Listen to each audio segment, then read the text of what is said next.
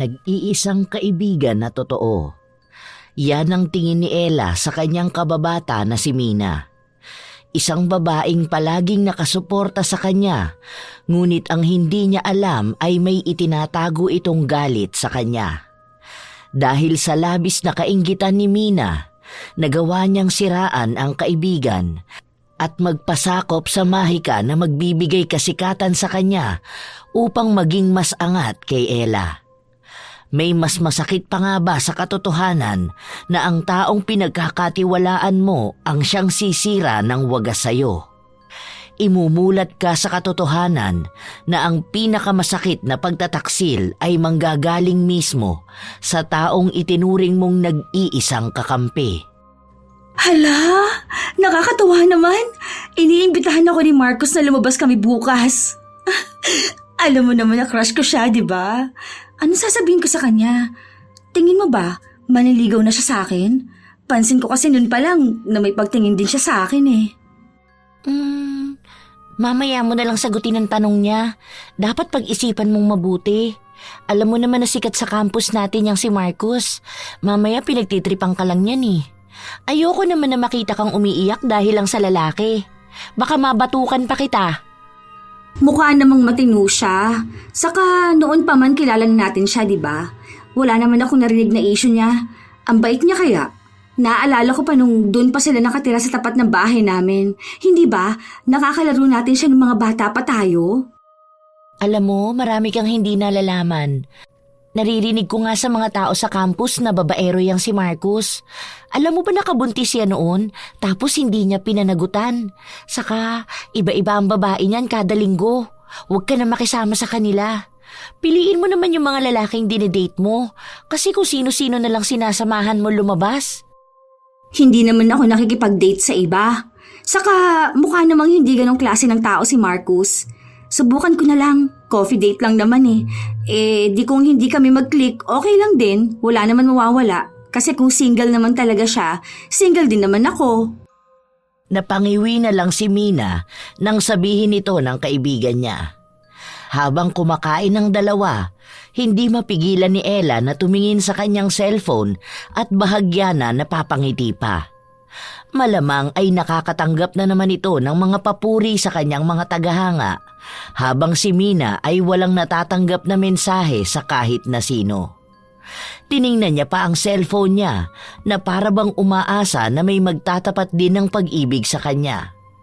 Ngunit bigo siya. Alam mo bes, may napapansin ako sa'yo. Kasi parang medyo tumataba ka. Ewan kung ako lang ang nakakapansin ha, pero kasi yung pisngi mo parang nakalobo na. Dapat iwasan mo na mag-ipit ng ganyan. Isa pa nagmumukha kang bruha sa buhok mo. Bakit kaya hindi ka magpagupit? Hala, totoo ba? Paano kaya to? Pakiramdam ko nga, nitong mga nakaraang araw na parang bumibigat ang timbang ko. Ang pangit ba tingnan? Nakakahiya naman. Baka mamaya ma-turn off sa akin si Marcos. Sobrang halata ba? Pumapangit ba akong tignan kapag mataba ang pisngi ko? Oo eh. Hindi ko lang talaga pinapansin kasi baka ma-offend ka. Pero para ring nagmamantika ang mukha mo. Wala ka bang ginagamit? Parang ang tumanda ka tingnan eh. Dapat mas inaalagaan mo ang sarili mo. Para ka natuloy losyang wala ka pa namang anak. Dahil sa mga sinabi ni Mina, hindi mapigilan ni Ella na tingnan ang kanyang mukha sa salamin. Isa si Ella sa mga may magandang mukha sa campus nila. Minsan nga ay sumasali pa siya sa mga beauty pageant, kaya hindi niya maiwasan na mag-alala kapag naaapektuhan ang pisikal niyang kagandahan. Ito ang isa sa insecurities niya na pinupuntirya ni Mina. Dahil alam niyang ito lang ang magpapalungkot sa kaibigan niya. Hindi man pinapakita ni Mina, nakakaramdam siya ng tuwa habang nakikita ang pag-aalala ni Ella. Dapat kasi hindi ka na muna gumagamit ng makeup eh. Tapos bawasan mo yung mga kinakain mo. Halos araw-araw ka ba naman kasing tumatanggap ng mga chocolate? Dapat iwasan mo na yun. Tumanggi ka na lang kapag binibigyan ka. Bahala ka. Kapag ikaw tumaba wala nang magkakagusto sa'yo. Tingnan mo lumalaki na yung braso mo. Paano kaya to? Hindi ko naman kasi matanggihan sila kapag nililibre ako o binibigyan nila ako ng pagkain. Hindi ko naman alam na mabilis akong tataba. Paano kaya to? May laban pa naman ako ng pageant next month. Naku po. Bahagyang napangiti si Mina habang nakikita niya ang kaibigan niyang problemado at aligaga sa mga sinasabi niya. Kahit naman hindi ito nakikita ni Ella sa kanyang mga mata, naniniwala siya sa sinasabi ng kanyang kaibigan. Hanggang sa makauwi sila ay problema pa rin ni Ella ang mga sinabi sa kanya ni Mina. Tila ba nakatanim sa utak niya na tumataba siya, kaya gano'n na lang din ang tingin niya sa kanyang sarili. Hanggang kinabukasan, bukang bibig ito ni Ella. Bes, sure ka ba na halatang tumataba ako? Tingnan mo nga dito sa salamin. Medyo worried kasi ako eh. Magkikita pa naman kami ni Marcus. Nag-oo ka na pala sa kanya? Kailan naman kayo magkikita? Mamaya nga sana. Hindi muna ako sasabay sa'yo na umuwi. Tingin mo ba, mukha akong mataba dito sa suot ko? Ito kasi ang gagamitin ko mamaya kapag nagkita kami eh. Malaki ba ang tiyan ko? Tingnan mo ang braso ko. Hala, mukhang ang lapad ng mga binti ko. Nakakahiya naman. Nakatingin si Mina sa salamin kung saan paikot-ikot na tinitingnan ni Ella ang sarili niya. Hindi siya mapakali sa nakikita ng mga mata niya dahil binubuo ng utak niya ang mga komento ng kaibigan niya. Bagay naman sa'yo ang red na kulay, pero yung shape kasi ng dress, mukhang hindi fit sa katawan mo. Nagmumukhang malapad ang katawan mo, parang wala kang dating. Pero okay na yan, coffee date lang naman yun. Ang mahalaga, maganda naman ang kalooban mo. Tara na, mag-ayos ka na ng mukha mo. Kanina pa tayo nasa CR. Nakakahiya naman makipagkita kay Marcus. Hindi ko na tuloy alam kung tutuloy pa ako ngayon. Ano ba sa tingin mo? Kung ako ang tatanungin mo, wag na muna. Siguro, magpapayat ka muna at magpaganda. Kesa ganyan ka. Hindi na mawari ang nararamdaman ni Ella. Napuno na siya ng insecurity sa kanyang mga naririnig. Pakiramdam niya ay unti-unti siyang pumapangit sa harapan ng salamin. Ilang diskusyonan pa ang nagawa nila ni Mina bago siya nagdesisyon na ituloy na ang pakikipagkita kay Marcus. Nakakaramdam din ng hiya si Ella kung kakansilahin niya pa ito dahil nag-aabang na sa kanya ang binata. Dahil nasa date si Ella, naiwan ang kaibigan niya na mag-isa. Hanggang sa napansin ito ng isang grupo kung saan nais ni Mina na mapabilang. Oh, wala na naman ba ang BFF mo? Saan na naman siya nagpunta? Anong klaseng BFF yan? Kung iniiwan ka lang basta? Saan pa ba yun pupunta? Malamang nakipag-date na naman sa kung sinong lalaki. And FYI, hindi ko siya BFF. Siya lang ang lapit ng lapit sa akin. Kung alam mo lang, naku, ayoko na nga siyang makausap eh. Alam mo ba na sobrang arte niya? Akala mo naman kung sino siyang super ganda. Saka masyado siyang maraming lalaki na kinakausap. Ewan ko na lang. Baka sa susunod niyan magpalaglag na naman siya. Gaganapan na naman niya ang pagiging dalaga ko, no? Ay! We, true ba yan na nagpalaglag ang BFF mo? Kailan yun nangyari? Bakit hindi naman nalata sa kanya na malandi siya? Maya-maya gawa-gawa mo lang yan, ha? So, ano nga? Mahahalata mo ba sa isang tao kung malandi siya? Natural na sa kanya yun. Hindi mo ba pansin na hindi naman siya ganong katalino pero palagi siyang pasado? Minsan nga nauuna pa yan umuwi kasi nakikisabay sa mga prof dito. Alam mo na kung anong gagawin nilang milagro. Mukha lang yun mahinhin. Santa-santita lang. Panggap-panggapan lang na matinong babae pero napakaraming baho.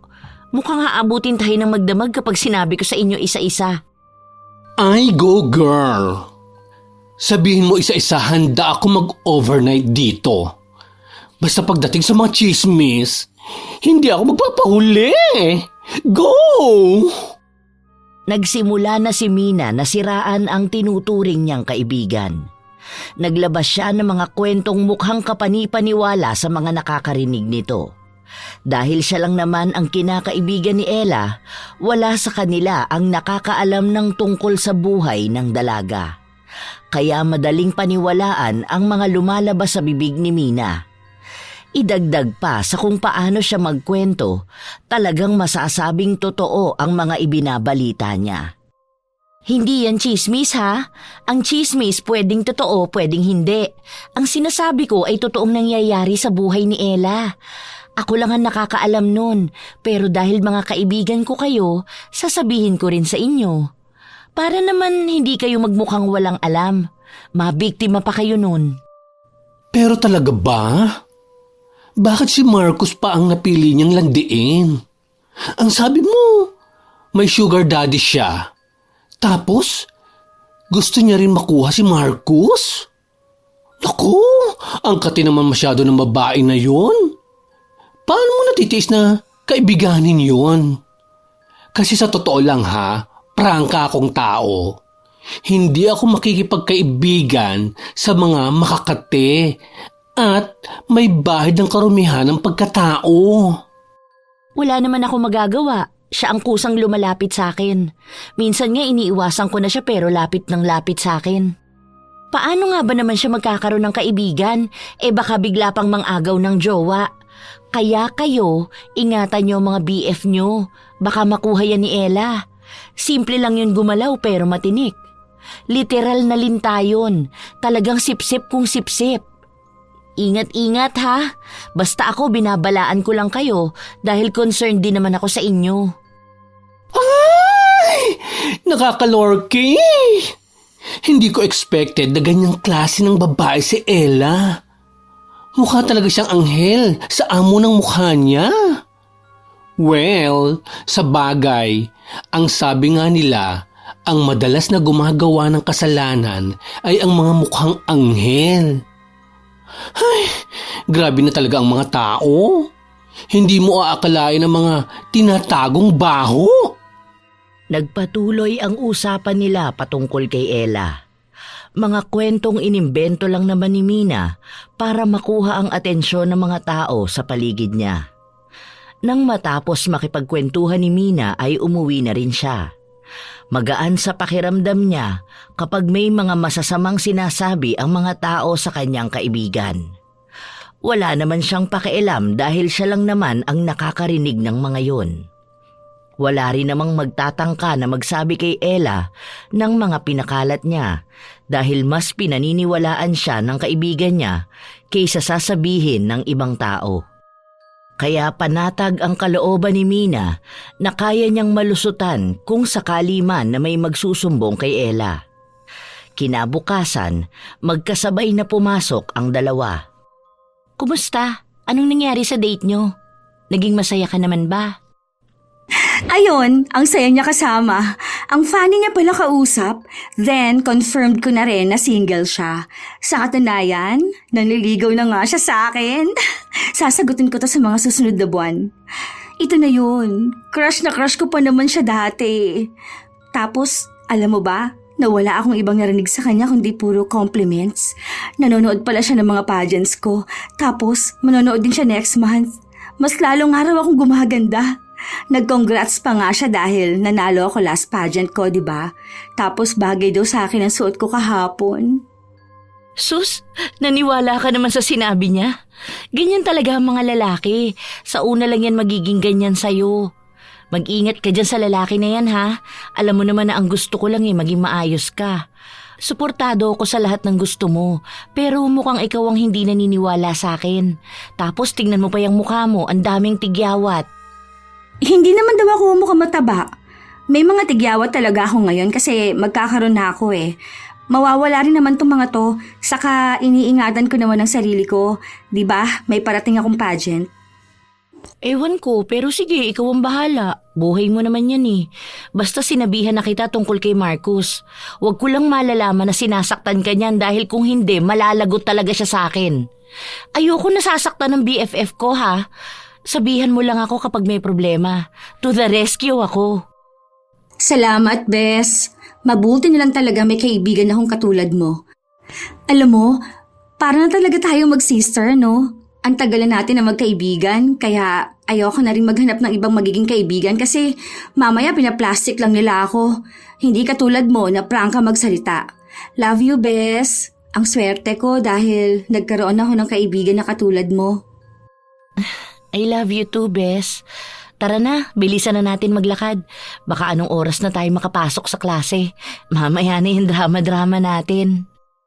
Naglakad ang dalawa papasok sa campus. Nakakaramdam ng irita si Mina sa tuwing nakikita niya ang mga kalalakihan na tumitingin kay Ella. Para bang siya na lang ang natitirang babae sa mundo para pagpantasyahan ng lahat. Umiira pa si Mina habang dinadaanan nila ang mga kalalakihan. Nagpapatuloy ang araw nila at walang ibang bukang bibig si Ella kundi si Marcus, nakabibigay lang din sa kanya ng bulaklak. Mas lalong naiirita rito si Mina, ngunit hindi niya pinapahalata. Ayaw niyang ipakita na naiinggit siya sa mga regalong natatanggap ng kaibigan niya. Dahil kahit minsan, hindi siya nakatanggap ng mga ganito. Mas madalas na siya pa ang taga-bitbit ng mga regalong hindi kayang bitbitin ni Ella. Diba? Sabi ko sa'yo ang sweet niya. May flowers na, may letters pa. Ano ba yan? Baka mapaaga ko siyang sagutin. Oo nga, ang sweet niya sa'yo. Mukha ngang seryoso na siya sa panliligaw ah. Ano na bang balak mo niyan? Kung sure ka na sa kanya, support na ako. Basta siguraduhin mong walang ibang babae yan ha. Kinikilala ko pa naman siyang maigi. Kasi napapaisip din ako sa mga naging usapan natin. Gusto ko pang mas makilala pa ang pagkatao niya. Bukas nga, pupunta kami sa birthday ng mama niya. Akala mo yun, hindi pa naman kami. Pero parang gusto na akong ipakilala sa parents niya. Aba, ayos yan. Diyan mo talaga mahahalata na seryoso siya sa'yo. Ano naman ang susuotin mo bukas? Bibili ka ba ng bago o yung mga luma mo na lang na damit? Yon ang problema ko. Ang sabi niya may theme daw. 50th birthday kasi ng mama niya eh. Tapos, purple ang theme color. Iniisip ko nga kung may maganda ba akong damit. Bumili lang kaya ako? Pwede naman. Tara, samahan kita. Para bago tayo umuwi, daanan natin yan. Para makita ko rin kung maganda ba yung damit na mapipili mo. Dapat mag-stand out ka sa mga bisita para mas makita ng nanay niya ang kagandahan mo. Sigurado ka ba pwede mo akong samahan? Hindi ka ba pagagalitan sa inyo? Hayaan mo, kakausapin ko na lang si tita kapag late na tayo nakauwi. Alam mo naman na basta ikaw ang kasama ko, hindi ako pinapagalitan sa bahay. Tara na pala, baka anong oras pa tayo makauwi. Para sana makahanap tayo ng magandang damit para sa'yo. Bilisan mo, excited na ako. Parang mas excited ka pa sa akin. Ang supportive mo namang BFF. Aba syempre naman, kailan ba ako hindi naging excited sa mga ganap mo sa buhay? Sandaling yumakap si Ella sa kaibigan niya. Sayang, kung pwede lang sana kitang isama sa kanila. Kasi imbitado lang ako eh. Sa susunod na lang kapag naging kami na talaga ni Marcus.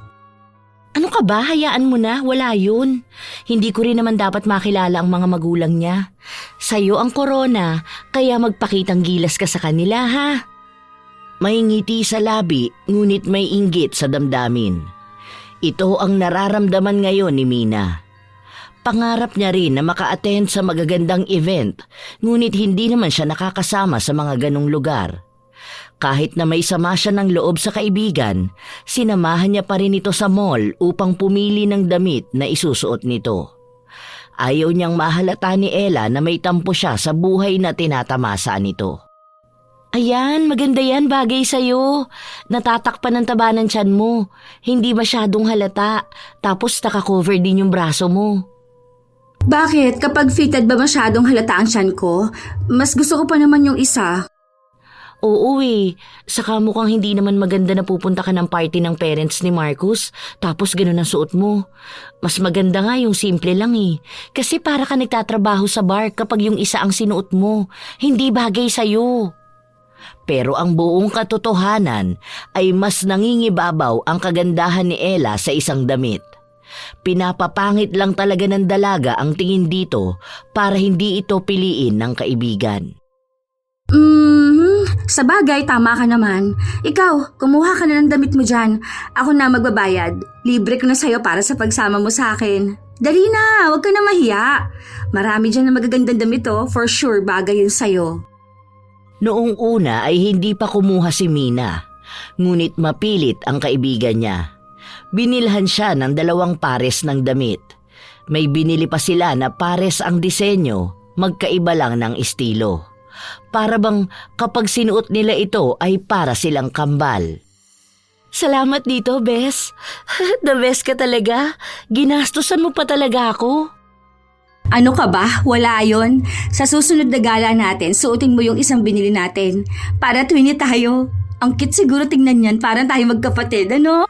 Mahahalata talaga na mag-BFF tayo. Parehas pa tayong maganda. Parang mas excited akong suotin yung parehas tayo kaysa sa dress ko sa party. Oo nga eh. Ang ganda nun. Salamat ulit ha.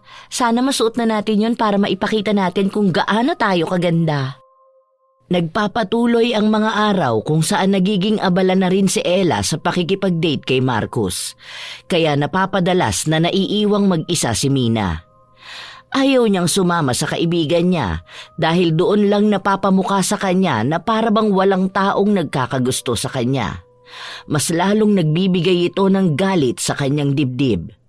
Habang naglalakad si Mina, napansin niya ulit ang mga bago niyang barkada. Ang mga kaibigan niya na makakasama sa paninira kay Ella. Hoy, Leslie! Nandyan lang pala kayo. Alam niyo bang kanina ko pa kayo hinahanap? Bakit kung saan-saan kayo nagpupunta? At bakit mo naman kami nahanap, BFF ko?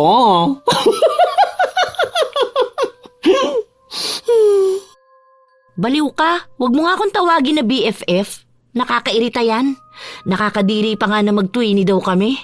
Like, mukha ba akong malandi para magmukha kaming kaparehas? Hindi ako sumasama sa kung sino-sinong mga lalaki na kagaya niya. Mukha ba akong pokpok? Ayan ang gusto ko sa'yo, BFF. May mga bago ka na namang chika sa amin. Halata naman dyan sa face mo na iritado ka doon sa pasosyal na malandi mong BFF. See? Saan talandi? So, anong latest chika mo? Ha? Ay oo naman, iritang-irita ako sa kaartehan niya. Feeling sosyal, galing naman sa mga lalaki niya ang pera niya. Siguro nga may nangyari na sa kanila ni Marcus kahit na hindi pa daw sila. Daw ha? Kasi sabi niya hindi pa sila official. Pero kung kiligin, kiring-kire. Akala mo naman ngayon lang kinilig sa buong buhay niya. Paano mo naman nasabi? May patunay ka ba na may nangyari na sa kanila? Ay, kwento mo naman sa amin. Bilis! Alam mo naman na yan ang isa sa gusto naming malaman. Halika, umupo ka rito, BFF namin. Magsimula ka na magkwento. Wala pa naman, pero pakiramdam ko lang. Ipapakilala nga raw siya sa pamilya ni Marcus. Ay sus, sinong niloko niya? Nek-nek niya ipapakilala. Baka palusot niya lang yon para makapunta sa bahay ng lalaki. Imposible naman maging proud si Marcus sa kanya na maging girlfriend siya. Sa dami na ng mga lalaki na naikama siya. Ay, feel ko ang luwag na niya. Alam niyo ba na may mga skandal pa yan? Hindi ko lang makuha eh. Halos lahat yata ng lalaki na kinikita niya natitikman na siya. Literal na babaeng para sa lahat. Oh? Really? Ang dali lang kasi sa kanya noon dahil maganda siya. Ang sexy niya pang manamit. Kaya nga, madali siyang nakakaakit ng mga boys. Sandaling natawa si Mina sa sinabi ni Leslie. Para bang isang biro ito na nagbigay ng saya sa kanya. Anong maganda ron? Maputi lang siya, no? Tingnan mo nga kung pagkukumparahin mo kaming dalawa. Kung ako naging kasing puti niya, sige, sabihin mo sinong mas maganda sa amin. Kaya nga takot na takot yun umitim eh, kasi alam niyang mas aangat ang ganda ko. Insecured nga sa akin yun eh. Sino pa bang mas maganda? Siyempre, ang anak siya ko na yan. Oh, tignan mo ang face card niyan. Talagang islay kung islay. Kaso, mali ang nasasamahan mo. Doon ka pa napupunta sa malandi. Mabuti na lang at hindi ka nadadamay sa kakatihan ng babae na yon, no? Oh, teka ha. Baka maging babae para sa lahat ka rin. Never akong gagaya sa kanya. Matino akong babae. Hindi nga ako pumapatol sa mga putyo-putyo na lalaki tapos igagaya mo lang ako sa kanya. Mahiya naman kayo. Nagsimula na ang tawanan sa kanila. Mas marami pang mga paninira ang sinabi ni Mina sa mga barkada niya. Ito ang isa sa gusto nilang nagiging usapan, ang mga ikasisira ni Ella.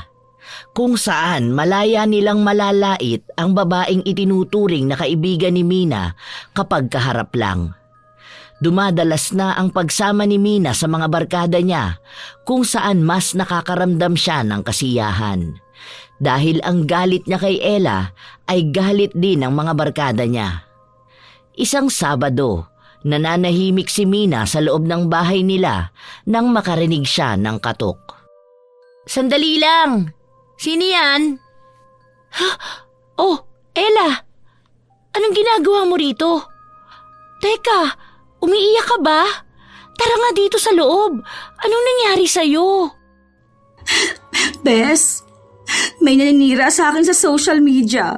Tingnan mo to. Naglalagay siya ng mga edited pictures ko at may mga hate post pa about me. Tingnan mo to isa. Sinabihan niya pa ako na malandi ako at pokpok. Inagaw ko raw ang BF niya at nagpabuntis ako sa matandang teacher natin. Hindi ko alam kung sino to at kung bakit na to ginagawa sa akin. Sandaling natigilan si Mina. Pinaupo niya muna ang kaibigan at binigyan ng maiinom upang pakalmahin ito. Sa kanya tiningnan ang mga post tungkol sa paninira kay Ella. Nabasa niya mula roon ang lahat ng mga kwentong gawa-gawa niya, kung saan marami na ang nakakabasa. May mga lumang pictures pa si Ella na pinagtatawanan nila roon. Samut-sari na ang mga komento. Nahihiya na ako. Baka mamaya isipin ni na mami na totoo yan. Bes, tulungan mo akong mahanap yan. Sinisiraan niya ako. Nakakahiya. Baka kasi may naiinggit sa'yo, Bes. Kasi naman sobrang ganda mo. Tapos gusto ka lang sirain. Hayaan mo, tutulungan kita na mahanap mo kung sino tong walang yana to. Kapag ito talaga nakita ko, sasabunutan ko to. Hindi pwedeng inaapi ka ng ganyan. Ang bait-bait mong tao para lang pagtawanan ng mga to. Hay! Nabubwisit na ako sa kanila. Ganap na ganap ang galit ni Mina upang ipakita ang simpatya sa kaibigan. Ang hindi alam ni Ella, si Mina mismo ang gumagawa ng mga ito. Doon niya inilalabas ang mga peki niyang kwento para maapektuhan ang kaibigan. At nagtagumpay na nga siya.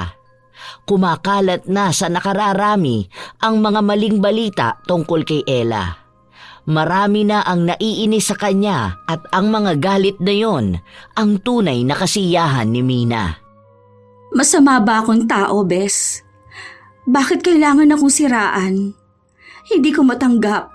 Nakakahiya pa dahil nakita na yan ng mga tita ko. Malamang papagalitan nila ako. Bakit kailangan mangyari sa akin ang mga ganito? Hindi ka masamang tao, Bes. Sadyang may mga tao lang talaga na naiinggit sa'yo. Huwag ka magpaapekto sa kanila, ha? Kahit na anong mangyari, nandito lang ako. Hindi ba mag-BFF tayo? Para nakamo tayong magkapatid dahil ako nakasama kita ng mahabang panahon at mas kilala kita. Kaya ang mga taong kilala ka, kailanman hindi maniniwala sa mga ganitong paninira sa'yo. Hayaan mo, narito ako para ipagtanggol ka. Maraming salamat sa'yo. Hindi ko na alam ang gagawin ko kung wala ka. Mabuti na lang may kaibigan akong tulad mo. Salamat dahil palagi mong pinapalakas ang loob ko.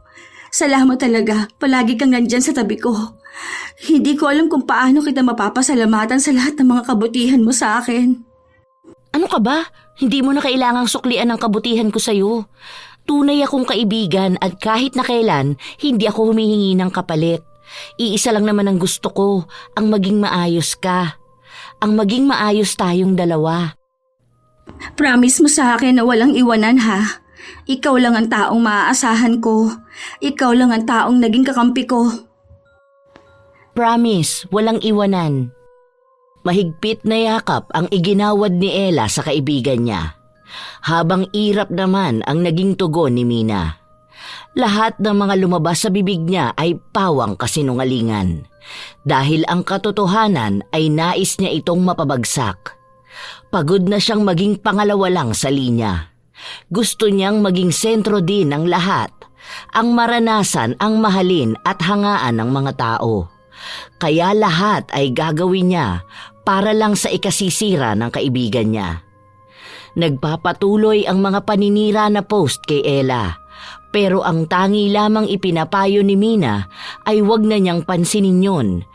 Magpatuloy lang siya sa kanyang buhay.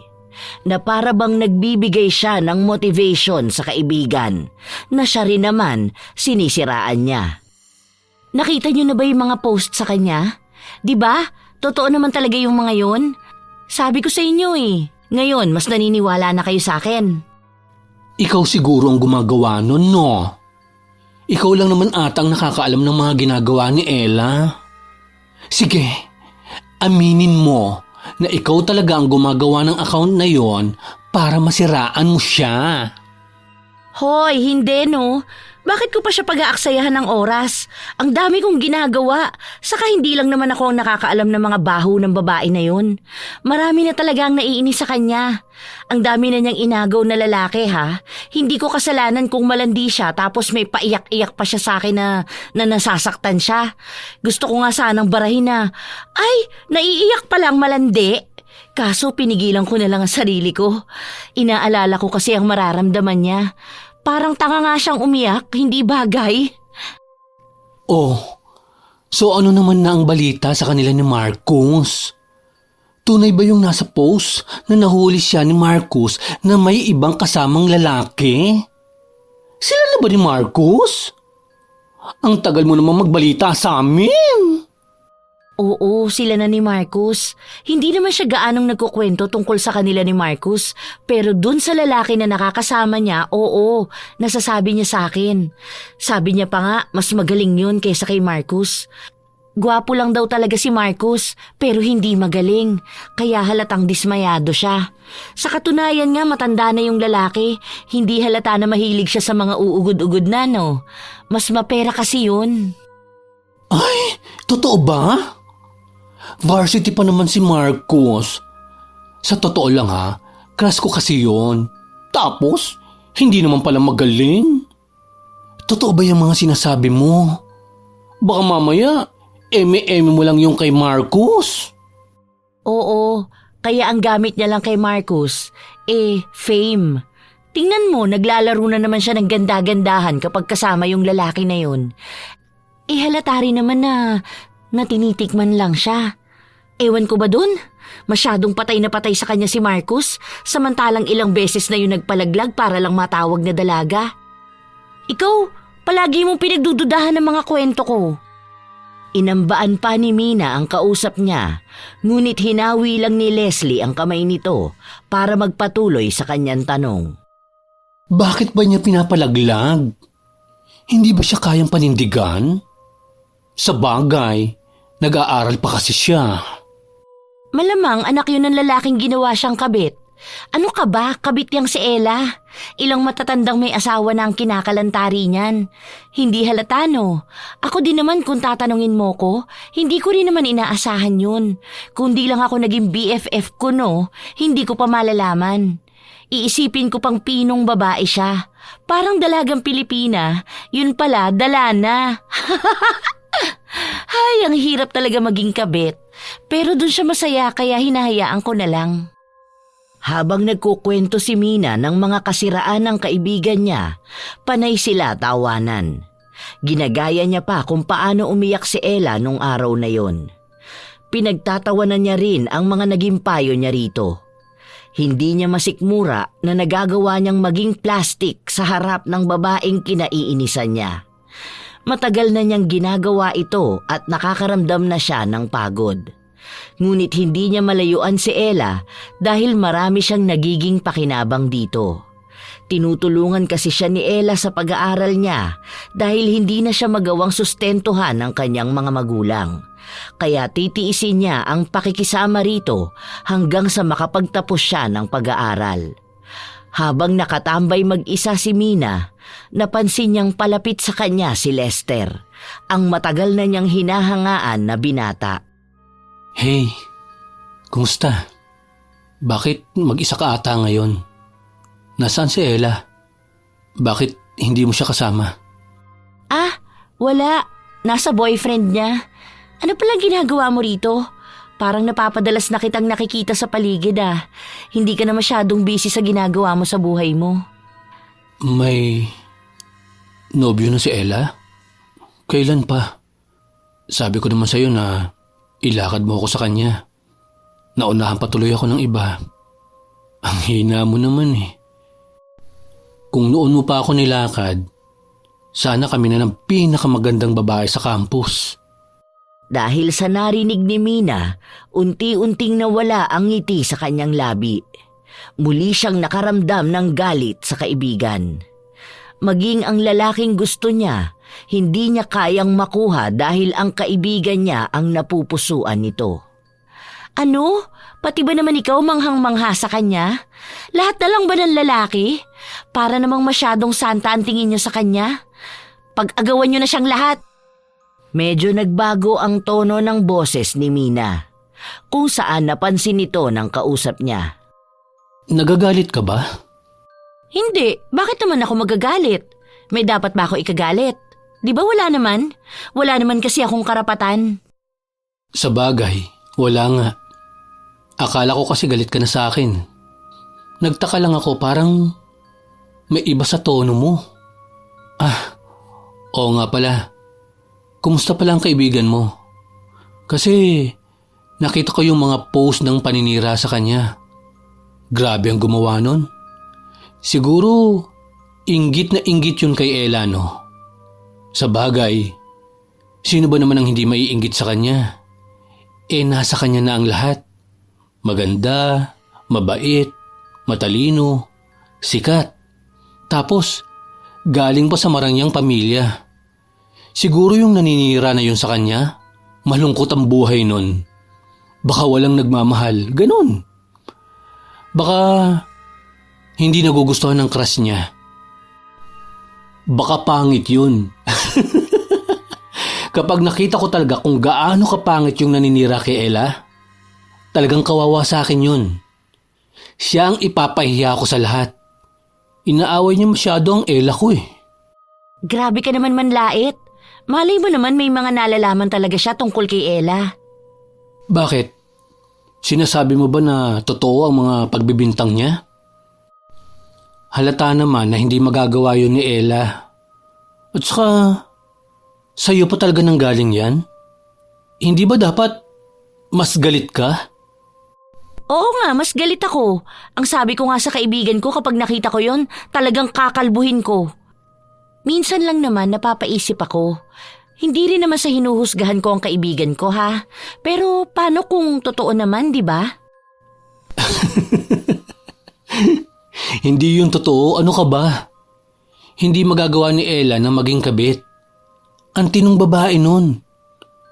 Baka kamo, yung nag-post sa kanya, yun babaeng akala niya para sa lahat. Pero wala namang may gusto. Nakakatawa, di ba? Kaya nga, nagtatago yun sa anonymous account para hindi malait. Hindi na kumibo pa si Mina. Hinayaan niya lang ang mga panlalait na nanggagaling kay Lester.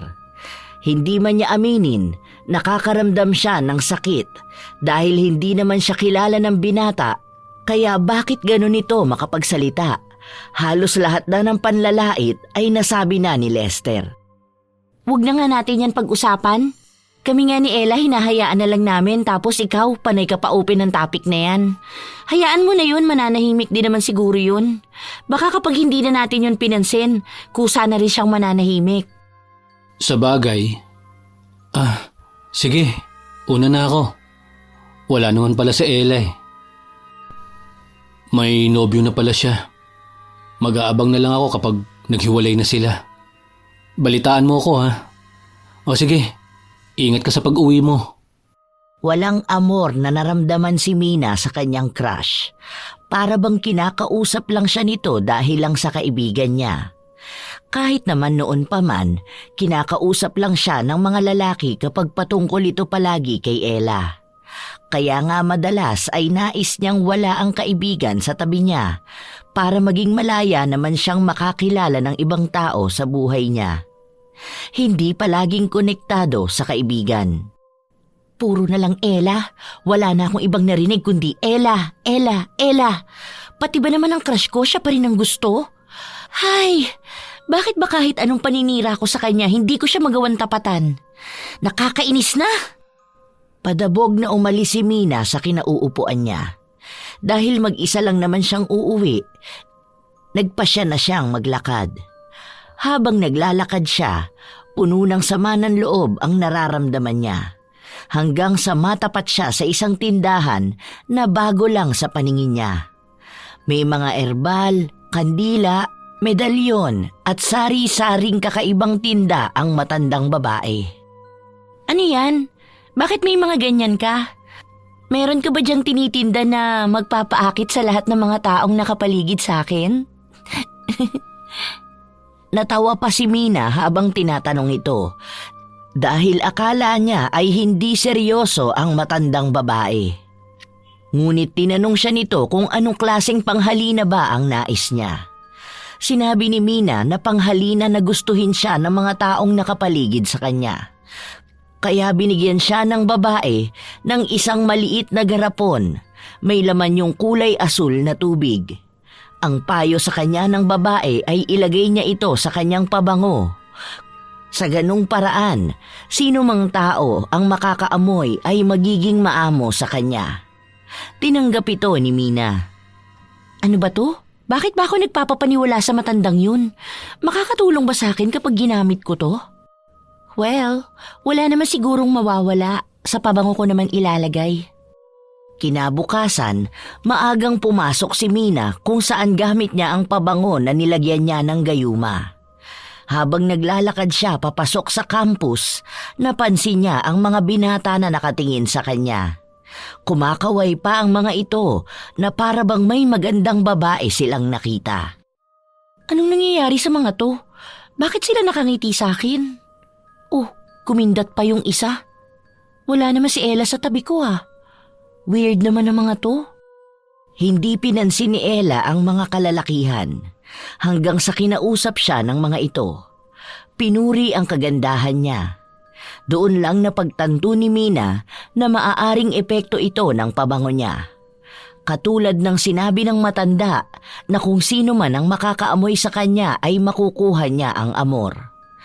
Napakagatlabi si Mina habang kumakaway sa mga tao na nagpapapansin sa kanya. Ngayon, nararamdaman na niya ang matagal niyang pangarap. Ang mapansin ng mga tao sa paligid niya. Pakiramdam niya ay mas maganda na siya kay Ella. Sinubukan ni Mina na lapitan si Lester upang ipaamoy rito ang kanyang pabango. Hey, Lester! Saan ka pupunta ngayon? Ay, sa library. Ikaw? Doon din. Gusto mo ba sabay na tayo? Bakit ba nauutal ka para kang tanga? Sure ka ba? Sige, kung hindi naman nakakahiya sa'yo. Ang dami mo kasing manliligaw. Baka magalit sila sa akin. Nahihiya talaga akong kausapin ka. Baka kasi hindi mo ko pansinin. Parang tanga to. Baliw ka ba? Bakit naman sila magagalit sa'yo? Saka wala silang panama sa'yo, no? Alam mo bang matagal na kitang crush? Nakakahiya naman umamin kasi alam kong si Ella ang crush mo. Kaya nga palagi mo siyang hinahanap sa akin, di ba? Sinadya ni Mina na umamin dahil alam niyang sakop na ng mahika niya si Lester. Tinitingnan niya kung hanggang saan ang kayang gawin ng gayuma para sa kanya. Nabakas ng dalaga ang tuwa sa mga mata ni Lester na para bang matagal na niyang hinihintay na marinig ang mga salita na yon mula sa kanya. Talaga ba, Mina? Gusto rin kita matagal na. Hindi ko gusto si Ella.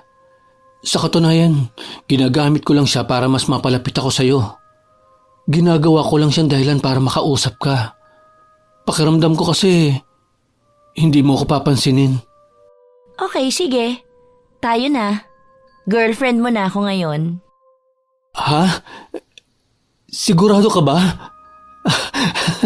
Wala nang bawian yan, ha? Akin ka na talaga. Hay, oo nga, sa'yo lang ako. Hindi na ako magpapapilit pa, no? Grab the opportunity, ika nga. Sobrang saya ni Mina sa mga nangyayari sa kanya. Sinasamantala niya ang paghanga sa kanya ng mga taong nakapaligid sa kanya. Para bang kaya niyang kontrolin ang mga ito. Dumami rin ang mga tagahanga niya. Ang mga taong baliw na baliw noon kay Ella, sa kanya na ngayon nababaliw. Hanggang ang posisyon niya ay napunta na kay Ella. Naging anino na lang niya ang dating kaibigan. Grabe, ganito pala kasayang maging sikat. Ang dami nilang lumalapit at kumakausap sa akin. Sandaling natigilan ng dalaga nang marinig niya ang boses ng kaibigan.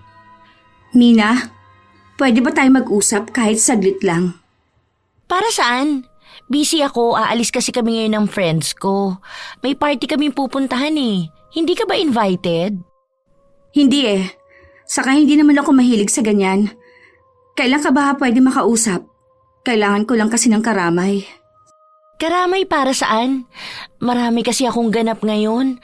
Paano si Lester masyadong clingy? Gusto kami lang palagi ang magkasama. Tapos ang iba ko pang mga kaibigan. Mahalaga ba yung gusto mong pag-usapan natin? Kasi kung hindi, ayoko mag-aksaya ng panahon para dyan. Miss na rin kasi kita. Napapansin ko kasi na napapadalas ka sa mga bago mong mga kaibigan. Baka naman pwede tayong ulit mag-bonding. Magkwentuhan lang tayo, ganon. Kwentuhan? Bonding? Ang boring naman yan. Tayong dalawa lang ba? Dati na nating ginagawa yan eh. Hindi ka ba nagsasawa sa ganon? Nagsasawa ka na ba na maging kaibigan ako? Ano bang drama yan? Wala akong panahon sa mga ganyan ngayon ha. Nakita mo naman na ang ganda ng ayos ko kasi magandang lugar ang pupuntahan ko. Alam mo ba ang ibig sabihin nun? Dapat maging masaya ako. Pero anong ginagawa mo? Mukhang hindi pa nagsisimula, sinisira mo na. Makaalis na nga bago pa ako tuluyang mabadtrip. Hindi nagsalita si Ella. Hinayaan na lang niya ang kaibigan na umalis. Dahil wala rin namang pakialam si Mina sa kaibigan, hindi na siya nag-aksaya pa ng panahon na alamin ang problema na kinakaharap nito. Hindi na niya kailangan pang lumapit kay Ella dahil ngayon siya na ang sikat sa lahat. Mas marami na ang gustong kumaibigan sa kanya. Hindi na niya kailangan pang makipagplastikan sa kahit na sino. Grabe, ganito pala kasayang maging isang sikat. Hindi ko na kailangan ipagpilitan ang sarili ko sa kanila dahil sila na ang gumagawa nun sa sarili nila. Ganito siguro yung palaging nararamdaman ni Ella. Kaya pala sobrang saya niya habang ako wala man lang pumapansin sa akin. Ngayon nagkapalit na kami ng sitwasyon. Magagawa ko na ang gusto ko dahil kaya ko na silang mapaikot sa mga kamay ko. Ilang sandali pa ay may kumatok sa pinto. Bakas pa ang pagtataka sa mukha ni Mina dahil wala naman siyang inaasahang bisita. Pagbukas ng dalaga, ang bumungad sa kanya ay si Marcus. May dala itong bulaklak at tila manliligaw sa kanya. Dahil sa ginawa ng binata, nabigla si Mina. Hindi niya inaasahan na siya naman ang lalapitan ni Marcus. Ang huli niyang tanda ay magkarelasyon sina Marcus at ang kaibigan niya. Maaaring ito ang dahilan kung bakit siya nais makausap ni Ella. Hindi niya muna pinansin si Marcus. Ang gusto ni Mina ay makausap muna si Ella upang masigurado na single nga si Marcus. Nakipagkita si Mina sa kaibigan niya sa dating paborito nilang lugar. Anong nangyari sa inyo ni Marcus? Hiwalay na ba talaga kayo? Pansin ko lang kasi na hindi kayo madalas nakikita na magkasama sa labas. Doon ay bumuhos ang emosyon ni Ella. Hindi niya napigilan ang sarili na maluha. Oo, Hiwalay na kaming dalawa. Hindi ko alam kung ano nangyari. Basta, bigla na lang siya nagsabi sa akin na ayaw na niya at nakikipaghiwalay na siya. Pinilit ko namang ayusin pero may mahal na raw siyang iba. Hindi ko na alam ang gagawin ko, Bes. Mahal na mahal ko talaga siya. Pero sinabi niya ba sa'yo kung sino yung mahal niya? May nabanggit ba siya sa'yo na bago niyang nililigawan? Wala nga Wala akong kilala na iba niyang nilalapitan. Ayaw na nga rin niya akong makausap tungkol doon. Tulungan mo ko, Bes. Alam ko na kaya pa namin maayos ang relasyon namin. Baka nabibigla lang siya. Hindi ko sigurado kung may maitutulong ako sa'yo, ha? Basta susubukan ko na lang. Please, alam mo naman na mahal ko siya. At masaya naman kaming dalawa Wala nga kaming naging away na dalawa.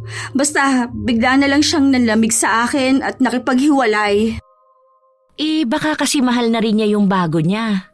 Huwag mo na kaya siyang pilitin. Hayaan mo na lang siya magmahal ng iba. Bes, hindi naman yun ganun kadali. Kilala mo ako, kapag mahal ko, ipaglalaban ko talaga. May alam ka ba? Kilala mo ba kung sino ang bago niyang nagugustuhan? Hindi sige, aalis na ako. Makikipagkita pa ako kay Lester. Pasensya ka na, ha? Masyado kasi talaga akong busy.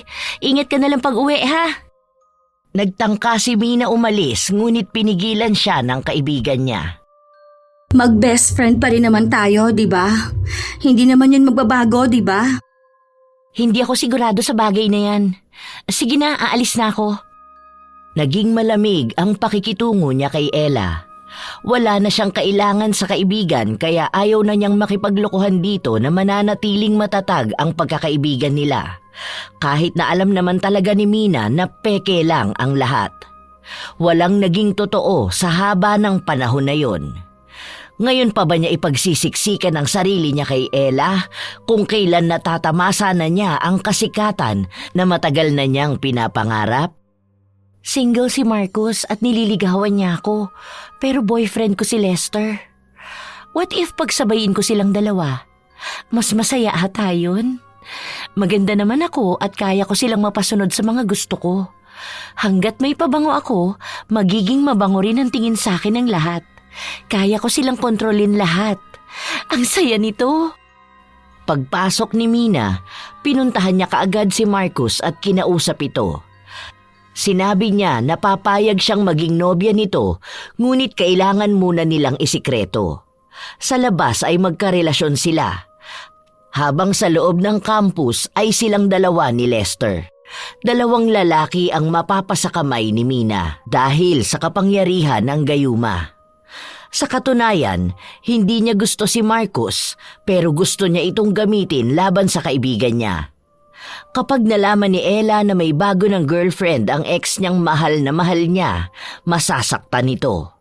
At ang sakit na yon ang magpapasaya kay Mina. Gusto niyang makita na nagdurusa ang kaibigan niya. Habang nasa mahabang lamesa si Mina at ang barkada niya, naibalik ang usapan tungkol kay Ella. Alam mo bang parang laos na artista si Ella? Nakikita ko siya palagi na mag-isang naglalakad. Naaawa nga ako minsan sa kanya. Kaso, hindi ko nilalapitan. Natatakot ako, girl. Baka mahawa ko ng kakatihan ng babaeng yun. Ang lakas makahatak ng lungkot-lungkutan niya, girl. Ay, wag talaga. Magaling yan kapag dating sa paawaan. Wag mo natangkain dahil baka ikaw naman ang susunod na magkaroon ng issue about kalandian. Anyway, speaking of Elang malantod, alam niyo bang hiwalay na sila ni Marcus? Ay! For real? Kailan pa? Sorry sa sobrang busy ko, late na ako sa balita. Paano? Hindi ka rin naman nagkukwento. Alam mo naman na ikaw lang ang nagtsatsagang kausapin ang Bruhildang haliparot na yon. So, ano nga ang nangyari? Spill the tea, girl! Naghiwalay na sila ni Marcus dahil nahuli siyang nakikipag-jug sa ibang lalaki. Take note ha, hindi lang isang lalaki kundi dalawang matanda. Sponsors niya ata yung mga yun. Imagine, sa ganun kaamong mukha, magagawa palang manloko at pumatol sa matanda. Nakakadiri, di ba? Kung ako naman ang nasa kalagayan ni Marcos, hihiwalayan ko talaga yun. Hindi siya maipagmamalaki. Kapag nahalungkat pa ang baho niya, mapapahiya pati ang pamilya ni Marcos. Kaya tama lang yung desisyon niya na hiwalayan na yung babae na yun. Bakit naman nagkaganon siya? Kaya nga, ayaw ko na rin lumapit sa kanya. Baka mamaya, may sakit na siya, mahawa pa tayo. Ay, anong klaseng babae yun? Mabuti, kinakaibigan mo pa. Girl, tigilan mo na siya dahil baka mamaya madamay ka pa sa mga issues niya sa buhay. Isipin mo ang image mo. Sikat ka sa campus, tapos makikipag-friendship ka sa basura? Inuunti-unti ko na nga naalisin siya sa list of friends ko eh. Masyado lang siyang makulit. Walang ibang ginawa kundi ang puntahan ako sa bahay. Tapos kapag tinatawag niya ako rito, talagang umiiwas ako, no? Nakakahiya kaya na may makakita sa aming nag-uusap. Baka mamaya isipin nila katulad niya ako. Go girl, tama yan. Huwag kang papaapekto sa babaeng yon. Don't go lower, girl. Alam naman natin na ikaw ang pinakasikat dito, kaya sa'yo kami boto. Yes, of course. Hindi ako gagaya sa katulad niyang pokpok. Damang-dama pa ni Mina ang mga paninira sa kaibigan niya nang hindi niya namamalayan na nakatayo pala ito sa likuran niya. Naririnig ang lahat ng mga sinasabi niya. Humugot ng lakas ng loob si Ella upang magsalita. Kahit na pakiramdam niya ay napupunit na ang kanyang dibdib sa labis na sama ng loob. Bakit ka ganyan magsalita sa akin, Bes? Nabigla ang lahat at napatingin sa likuran nila, kung saan nakatayo roon si Ella. Ang mga mata niya ay may mga namumuong mga luha. Bakas din sa panginginig ng kanyang mga kamay ang pagtitimpi sa kanyang emosyon. OMG! Nalaman na ng malandi ang buong katotohanan. Aalis na muna kami, Mina. Gusto kang kausapin ng BFF mo. Babush! Dali-daling umalis ang barkada ni Mina, kung saan dalawa na lang silang naiwan upang makapag-usap. Walang nababakas na pagsisisi sa mga mata ni Mina na para bang kaya niyang panindigan ang mga nasabi niyang paninira. Ano bang ginagawa mo rito? Alam mong kasama ko ang tropa ko, di ba? Panira ka talaga ng moment kahit na kailan. Nakita mo namang masaya kaming nag-uusap-usap. Narinig ko na lahat. Bakit mo pinapakalat ang mga ganong kwento? Alam mong walang katotohanan ng mga yon. Bakit kailangan mo akong siraan sa kanila? Alam mo, ang mga pinagdaanan ko, walang ganong nangyari. Bakit? At sino naman ang may pakialam sa katotohanan? Totoo naman na malandi ka eh. Lahat nga ng lalaki gusto mong makuha. Di ba noon pa man, ang mga crush ko ikaw ang gusto. Kasi nilalandi mo silang lahat. Kaya ka lang naman nagugustuhan ng mga yon dahil inaakit mo sila. Wala naman talaga nagmamahal sa'yo. Naririnig mo ba ang mga sinasabi mo? Kailan ko inagawang para sa'yo? Alam mo na wala akong ginusto sa mga lalaking lumalapit sa akin, lalo na kung alam kong gusto mo sila. Dahil may respeto ako sa'yo. Kahit na minsan, wala akong sinabing masama tungkol sa'yo. Kapag may mga naririnig ako sa paligid ko, mas pinipili kong ipagtanggol ka dahil ayokong minamaliit ka ng iba. Dahil mahal kita. Dahil kaibigan kita. Pwes ako, hindi kita tinuring na kaibigan. Kahit na minsan, hindi kita naging kaibigan. Dahil walang kaibigan na katulad mo. Ginagawa mo kung anino mo eh. Sa tuwing magkasama tayo, walang nakakakita sa akin. Ikaw na lang ang palaging magaling. Ikaw na lang palagi ang maganda. Sa'yo na lang palagi papabor ang lahat. Kaya galit ako sa'yo. Kung alam mo lang kung anong nararamdaman ko. Nanginginig ako sa galit tuwing lumalapit ka sa akin, pero wala akong magawa dahil ayaw mo naman akong lubayan. Hindi kaagad kumibo si Ella. Nakatitig lang siya sa mga mata ng kaibigan. Nagbabaka sakali na may natitira pang pag-asa para sa pagkakaibigan nila. Ngunit bago siya may makita, Tanging galit lamang ang namumutawi. Galit na hindi naman niya napansin noon. Bakit? Bakit ngayon mo lang sinabi to? Bakit kailangan mo pa akong siraan sa lahat? Pwede naman natin pag-usapan ang mga problema natin Hindi na sana umabot pa sa ganito. Dahil yun lang ang paraan para mawala ka sa linya. Gusto kong maramdaman mo rin ang sakit na nararanasan ko. Ang sakit ng pagiging mag-isa at talunan. Hindi mo yun maiintindihan dahil simula pa noon, mahal ka na ng lahat. Bida ka na, habang ako, kailangan ko pang ipagsiksikan ang sarili ko. Hindi na mawari ni Ella kung saang galit ba nagmula ang mga salitang yon ni Mina. Nasa lalim ng bawat hugot, para bang ni minsan, sa tagal nilang magkaibigan, hindi siya nito tinuring na tunay. Please, aminin mo sa akin ang totoo. Tinuring mo ba akong kaibigan kahit na minsan? Sinubukan mo bang tumingin sa mas magandang bagay na pinagsamahan natin? Sa tagal ng mga yon? Hindi. Ni minsan hindi kita kinilala bilang kaibigan.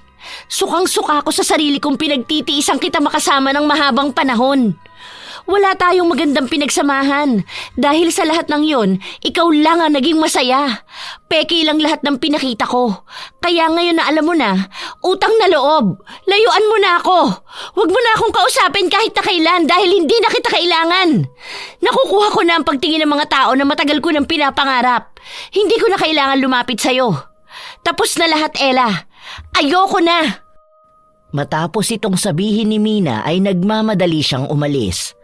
Ang mga salitang binitawan niya ay bumaon sa puso ng kaibigan niya.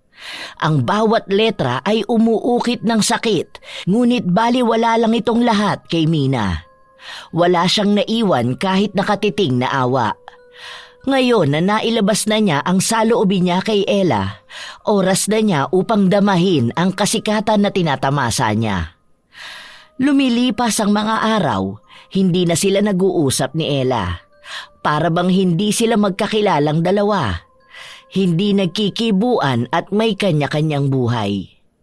Nakakasama na ni Ella ang mga taong gusto niyang makasama.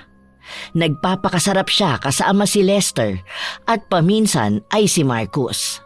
Ginagawa niyang laruan ang mga ito at ang mga tao sa paligid niya. Nalulunod na siya sa kasikatan. Hanggang isang beses. Girl, alam mo na ba yung mga bali-balita tungkol sa'yo? Ang daming lumalaganap ngayon na bulong-bulungan. Paano wala ka pang alam?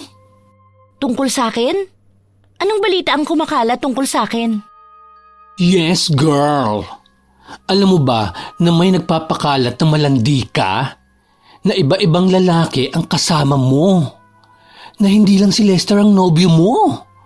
At ang balita pa, kabit ka ng isa sa prof natin. Nakita ka nga raw na pumasok sa office noon. Tapos paglabas mo, para kang pagod na pagod. May isa pa na nakakita sa'yo na pumasok ka sa hotel. Kasama ang isang matandang foreigner. Mukha ka nga raw binugaw. How so true ang mga chika na yun? Hindi kaagad nakapagsalita si Mina. Nagproseso pa sa utak niya ang mga balitang binahagi sa kanya ni Leslie. Saan nyo naman nababalitaan yan? Hindi ko yun gagawin, no? Hindi naman ako malandi. May nakapagsabi pa na buntis ka ngayon. Kaso, mukhang alanganin ka kung sino ang ama. Is that true, BFF? Para kasing kapanipaniwala ang mga kwento. Kung tunay man yon, siguro, maglaylo ka muna sa pagsama sa amin. Naaapektuhan ang grupo namin eh. Hindi kasi kami tumatanggap ng masyadong ma-issue at problematic. Baka mamaya madamay pa kami. May masabi pang masama sa amin. Kaya tatanggalin ka na namin ha? Kahit hindi ka naman talaga kasali. Hoy, teka, ano ba pinagsasasabi nyo? Matagal na tayong magkakasama ha? Bakit ngayon sa akin yung binibintang ang mga ginagawa ni Ella nun? Ay, teka, siguro si Ella ang nagpapakalat niyan. Ano, ginagantihan niya ako? Makita ko lang talaga yung babae na yun, makakatikim talaga siya sa akin. Actually, hindi galing kay Ella, kundi galing kay Marcus at Lester. Narinig ko na nag-uusap silang dalawa. Sa totoo nga, para silang nagtataka kung bakit kanila biglang pinatulan. Parang may nangyari daw na kakaiba sa kanilang dalawa. Oo nga naman. Bakit ka ba pinatulan ni Lester? At bakit ka nagustuhan ni Marcus? No offense, girl, ah. Hindi ka kasi mukhang kapatol-patol. Parang lahat talaga magdududa kung yung dalawang yun pa ang magkakagusto sa'yo. Again, huwag kang masaktan sa katotohanan. Hindi kumibo si Mina. Pagtataka ang mababaka sa kanyang mukha. Agad niyang kinuha ang pabango na nasa bag niya, ngunit ubos na ito. Wala na siyang masimot kahit nakaunti. Patay, naubos na pala to. Hindi ko man lang napansin. Hala, paano na to ngayon? Hindi pwedeng bumalik ako sa dati. Are you okay, girl? Bakit parang namumutla ka? Kinakausap mo pa ang sarili mo? Teka, hindi ba attractive pa rin naman ako tingnan? Kaya nga sikat ako rito sa campus, di ba? Tingnan niyo ako. Kaya nga lahat kayo gusto makipagkaibigan sa akin dahil gusto niyong makikapit sa kasikatan ko. Di ba? Tingnan niyo ako maigi. Seryoso ang mukha ni Mina na naging dahilan upang magtawanan ng mga barkada niya. Nakakainsulto ang mga tawa na yon na mas lalong nakapagpainit ng ulo ni Mina. Oh, bakit kayo nagtatawanan ngayon? Nakakatawa ba ang tanong ko, ha? Palibhasa, wala naman kayong mga kwenta eh. Nakikisakay lang kayo sa fame ko. Okay, sige. Kung ayaw na ninyo ako maging kaibigan, okay lang. Hindi kayo kawalan dahil maraming gustong makipagkaibigan sa akin. Naririnig mo ba ang sarili mo, Mina? Hindi ka nga naging attractive kahit ni minsan. Sino naman ang makikipagkaibigan sa'yo? Walang may gusto sa'yo rito. Tara na nga, girls. Umalis na tayo dito. Mukhang may nahihibang na. Hoy, you're not belong to us anymore. Babush! Nagtagis ang mga ngipin ni Mina bago siya sumigaw sa galit. Dahil sa inis niya, lumabas siya ng campus kung saan hinanap niya ang babaeng nagbenta sa kanya ng gayuma. Ngunit hindi na niya ito makita kahit saan. Nagpunta na rin siya sa malalapit na lugar na maaaring pagtambayan ng matandang babae. Ngunit wala siyang nakita kahit pabakas nito. Hindi rin kilala ng mga nagtitinda ang babae na yon, kaya kahit na magtanong si Mina, wala siyang makuhang sagot. Buisit naman! Bakit ba naubos ka agad ang pabango? Ano nang gagawin ko nito? Hindi na umiepekto sa kanila ang ginagawa ko. Pero susubukan ko muna. Kailangan kong makausap si Lester. Nagmamadali si Mina na hanapin si Lester. Sinusubukan niya itong tawagan ngunit hindi sumasagot ang binata. Nakablock na rin yata siya sa mga social media nito.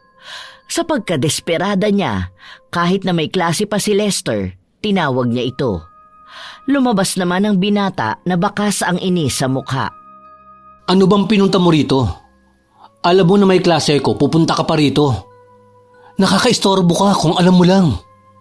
Pwede ba tayo mag-usap? Bakit naman ako nakablock sa social media mo? Hindi mo rin sinasagot ang mga text ko sa'yo. May problema ba tayong dalawa? Hindi ba maayos naman tayo? At bakit naman hindi kita i-block? Una sa lahat, hindi ko alam kung bakit may mga ganun tayong usapan. Hindi ko ma-imagine sa sarili ko. At saka sino ka ba sa inaakala mo? Para tanungin mo ako ng ganyan. Sino ako? Girlfriend mo ako, Lester. Girlfriend mo. Bakit ba ganito ka magsalita sa akin?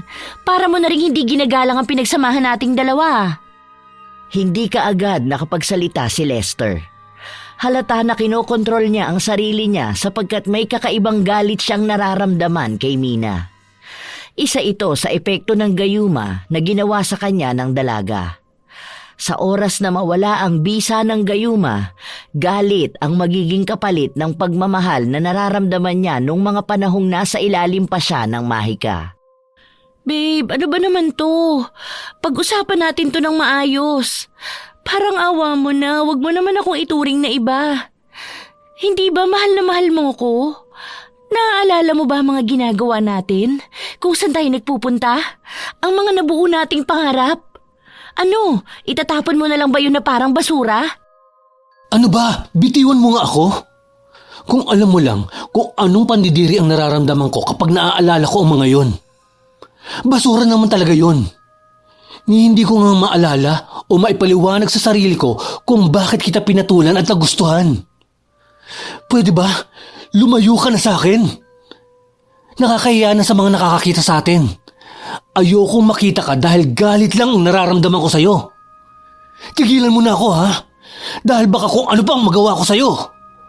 Matapos itong sabihin ni Lester, tinalikuran niya si Mina na para bang isa itong babae na nakakadiri para sa kanya. Naiwan ang dalaga sa kawalan habang ang mga tao na nakarinig ng mga sinabi ni Lester ay nagsisimula ng magbulungan at pagtawanan siya. Para bang bumalik siya sa dati niyang mundo. Ngunit mas kahiya-hiya ngayon dahil karamihan sa mga taong inakala niyang mga tunay na kaibigan ay siya na ring pinagmumulan ng mga maling balita tungkol sa kanya. Ngayon niya nararamdaman ang mga sakit na nararamdaman ni Ella noon. Sumunod na kinausap ni Mina si Marcos kung saan hindi siya nito kinibo. Doon niya nalaman na nagkabalikan pala sina Marcos at Ella noong nawala na ang bisa ng gayuma. Ano bang nangyayari sa akin? Bakit lahat sila nakatingin ng masama sa akin? Lahat sila pinagtatawanan ako. Ito na ba yung parusa ko? Ang dami kong naririnig ng mga maling balita tungkol sa akin. Lahat ng ginawa ko kay Ella, sa akin na ngayon bumabalik. Nagiging mas masakit pa. Nanatiling mag-isa si Mina sa paglipas ng mga linggo. Hindi man niya kinakaya ang pangmamata sa kanya ng mga tao sa paligid niya. Kailangan niyang lumaban. Wala na siyang ibang kakampi kundi ang sarili niya. Isang hapon, habang pauwi si Mina, muli niyang nakita ang matandang babae. Teka, ikaw yung matandang nagbigay sa akin ng gayuma. Bakit gano'n ang nangyari? Bakit lahat ng naaapektuhan ng gayuma nagagalit sa akin? Anong ginawa mo? Pinaparusahan mo ba ako? Ipinaliwanag ng babae ang tungkol sa gayuma na ginamit ni Mina. Doon niya napagtanto na simula pa lang ay may mali na talaga. Nalason siya ng sarili niyang kagustuhan kung saan inakala niya na ang mahika na yon ay magtatagal, na ito ay pangwalang hanggan. Nilamon siya ng ambisyon niyang lumamang sa iba at maging angat sa sinuman. Ito na ang kapalit ng mga gawa niya. Pinilit niya ang mga tao sa paligid niyang gustuhin siya. Kaya sa pagkakataong ito, kailangan niyang tanggapin ang kapalit nito. Simula pa lang naman noon, ang mga taong nahalina sa amoy niya ay hindi naman talaga siya gusto. Iisang tao lang ang nanatili sa kanya noong mga panahon na inaayawan siya ng lahat, ngunit ito ang tao na inayawan niya noong ginugusto na siya ng nakararami. Sa pagtatantong ito ni Mina, alam niyang huli na ang lahat dahil nakagawa na siya ng mali sa kaibigan niya. Hindi na niya kayang bawiin itong lahat. Habang lumilipas ang mga linggo, mas lalong pinapamukha kay Mina ang pagkakamali niya. Pinaranas sa kanya pabalik ang mga pinaranas niya noon kay Ella upang mas maunawaan niya ang damdamin ng isang taong tinatraidor ng taong pinagkakatiwalaan nila. Bakit ba ako umiiyak? Kasalanan ko namang tong lahat. Dapat panindigan ko to. Kahit pa mag-isa ako, dapat tatagan ko ang kalooban ko. Habang mag-isa si Mina na nakaupo sa ilalim ng puno, naramdaman niyang may tumabi sa kanya. Hindi na niya kailangan lingunin kung sino ito dahil sa boses pa lang, kilalang kilala niya na ito. Bakit mag-isa ka lang? Gusto mo ba ng tubig? Baka nauuhaw ka na, ang init pa naman ng panahon. Ang alinsangan Kaya maganda talaga kapag may masisilungan ka. Anong ginagawa mo rito? Hindi na tayo dapat nag-uusap. Layuan mo na ako.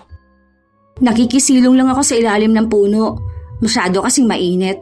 Kailangan ko na masisilungan. Alam mo na, kapag napupuno na ng tensyon ng mundo, minsan kailangan natin ng pahinga. Kung saan may makakasangga tayo at poprotektahan tayo sa init. Katulad ng puno na kinauupuan natin ngayon, sinasangga niya ang init para lang mabigyan tayo ng lilim na magsisilbing pahingahan ng pagod nating puso at utak. Tila ba may pasaring ang mga salita na yon. Hindi man direkta, nauunawaan ni Mina ang ibig sabihin ng dating kaibigan. Sandaling katahimikan ang pumagitna sa kanilang dalawa bago nagsalita si Mina. Pinipigilan pa nito ang kanyang sarili na maluha. Sorry. Sorry sa mga nasabi ko at nagawa ko. Ayos lang sa akin kahit na hindi mo ako mapatawad ngayon. Pero sana dumating ang panahon na makuha ko ang kapatawaran mo. Naiintindihan kita kung nagagalit ka sa akin dahil mali naman talaga ang ginawa ko. Siniraan kita sa mga taong akala ko tunay na kaibigan ng turing sa akin. Maling-mali ako. Ang dami kong nagawang masama. Ang mahalaga sa akin, narinig ko ang paghingi mo ng tawad. Kasi sa totoo lang, kahit na hindi ka humingi ng tawad sa akin, kusa na kitang napatawad. Ayokong magtanim ng galit sa isang tao, lalo na kung ikaw yon. Tao na nakasama ko noong mga panahon na talunan ako, mga panahon na panalo ako, at mga panahon na nasa gitna ako. Kaya hindi rin kita kayang iwan sa panahon na ikaw naman ang may kailangan ng tulong. Bakit ba ang bait mo? Nakakainis ka. Bakit ba sa dami ng nagawa ko sa'yo mas pinipili mo pa rin kaibiganin ako? Naging traidor ako. Siniraan kita. Nagpakalat ako ng mali tungkol sa'yo. Magalit ka na lang sa akin. Ilayo mo na ang sarili mo sa isang tao na kagaya ko. Hindi kita deserve. Ayan, umiiyak na ang BFF ko. Halika nga rito. Hug mo na lang ako para bati na tayo. Huwag mo nang uulitin yun, ha? Miss na miss ko na magkaroon ng BFF. Nakakainis ka. Dapat kasi magkabati lang tayo palagi. Hindi na napigilan pa ni Mina na humagulgol ng iyak. Dahil sa mga nagawa niya, iisang tao lang ang nakakaintindi sa kanya. Si Ella lang ang bukod tangi na hindi tinabla ng gayuma. Dahil simula pa noon, tunay na ang pagmamahal at paghanga niya sa kaibigan. Muling nanumbalik ang sigla ng pagkakaibigan ng dalawa. Nagsimula silang harapin ang panghuhusga ng lahat, ipinagtanggol at ipinaglaban kung ano ang tunay. Simula noon, nakaramdam na rin ng kaginhawaan si Mina. Napagtanto niyang kahit na kailan, hindi niya dapat tinuring na kalaban ang nag-iisang tao na kakampi niya. Bumawi siya sa kaibigan at tunay na ang ipinapakita niya. Hanggang sa makapagtapos sila ng pag-aaral, ipagpapatuloy nila ang pagkakaibigan, pagpapatawad at pagmamahalan na walang halong galit at panghuhusga.